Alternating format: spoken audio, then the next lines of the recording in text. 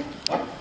Hi, I'm Léonie from the Pastello Group, and I want to share some ideas about designing like we give a damn.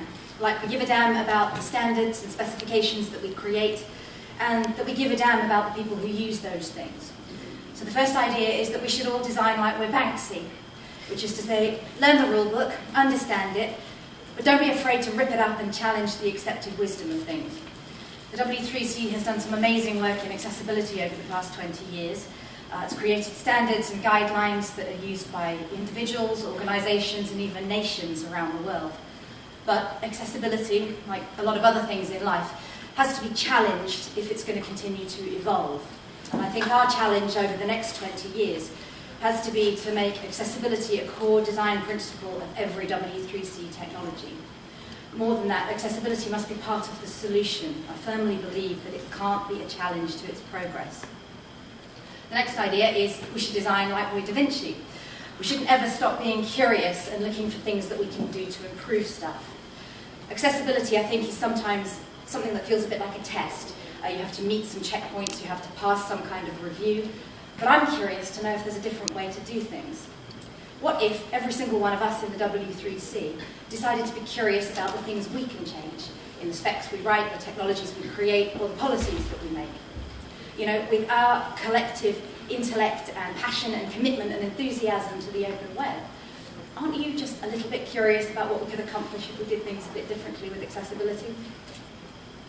How about that we design like we are Chanel? Let's strive for beauty and elegance, but understand that those things mean different things to different people. There's a good chance that most of you out here today will look at a computer screen to consume content. I listen to mine with synthetic speech and a screen reader because I can't see the screen. You and I both probably use the keyboard. The developers amongst you probably use it more than most because you know it's more efficient than switching backwards and forwards between a mouse. I use the keyboard because I can't see the desk, never mind the mouse cursor. The point being is that we humans all use technologies in very different ways, perhaps because of context, environment, ability, or just good old-fashioned preference.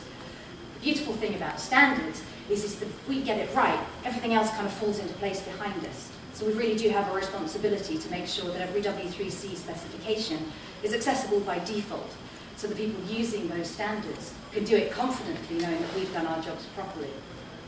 Last one is we should design like we're Brunel, which is to say that planning is important, but it takes imagination to make the extraordinary possible. Now, W3C knows all about planning. Hell, do we know all about planning?